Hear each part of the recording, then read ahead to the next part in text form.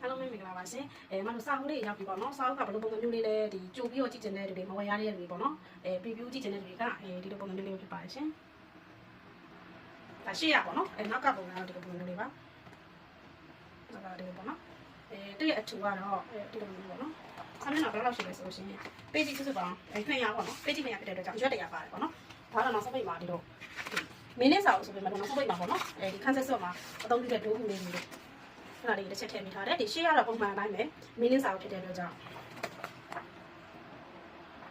မင်းနဲ့စာအုပ်ဖြစ်တဲ့အတွက်ကြောင့်ရိုးရိုးပဲပေါ့နော်ခန်းကြီးဒီကနာနာကမြန်မာပေါ့ဖြစ်ဖြစ်မယ်အင်္ဂလိပ်စာဖြစ်ဖြစ်မယ်ပေါ့နော်ဒီလိုပုံမျိုးလေးဖြစ်ပါရှင်စုစုပေါင်းတော့မင်းနဲ့အလုံးပေါင်း3060ရှိပြီးတော့1400ကျော်1400ကျော်ဒီကမတို့ဒီကက်လက်ဆိုင်နဲ့မင်းလေးတွေပေါ့နော်